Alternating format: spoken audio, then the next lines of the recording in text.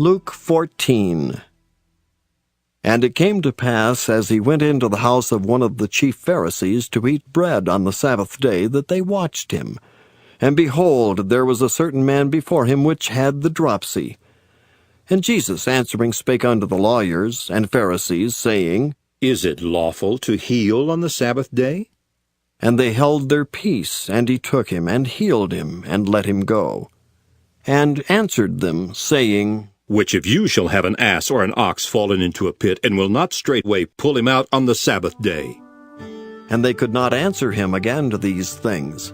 And he put forth a parable to those which were bidden, when he marked how they chose out the chief rooms, saying unto them, When thou art bidden of any man to a wedding, sit not down in the highest room, lest a more honorable man than thou be bidden of him. And he that bade thee and him come and say to thee, Give this man place, and thou begin with shame to take the lowest room. But when thou art bidden, go and sit down in the lowest room, that when he that bade thee cometh, he may say unto thee, Friend, go up higher. Then shalt thou have worship in the presence of them that sit at meat with thee. For whosoever exalteth himself shall be abased, and he that humbleth himself shall be exalted. Then said he also to him that bade him, When thou makest a dinner or a supper, call not thy friends nor thy brethren, neither thy kinsmen nor thy rich neighbors, lest they also bid thee again, and a recompense be made thee. But when thou makest a feast, call the poor, the maimed, the lame, the blind, and thou shalt be blessed. For they cannot recompense thee, for thou shalt be recompensed at the resurrection of the just. And when one of them that sat at meat with him heard these things, he said unto him, Blessed is he that shall eat bread in the kingdom of God.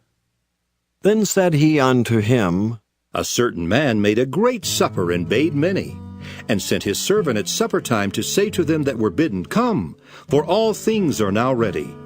And they all with one consent began to make excuse. The first said unto him, I have bought a piece of ground, and I must needs go and see it. I pray thee have me excused. And another said, I have bought 5 yoke of oxen, and I go to prove them. I pray thee have me excused. And another said, I have married a wife, and therefore I cannot come. So that servant came and showed his lord these things.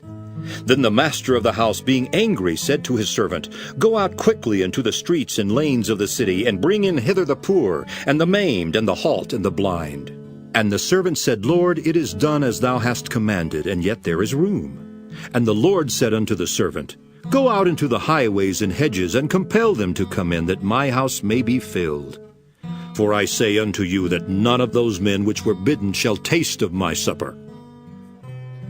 And there went great multitudes with him. And he turned and said unto them, If any man come to me, and hate not his father and mother, and wife, and children, and brethren, and sisters, yea, and his own life also, he cannot be my disciple.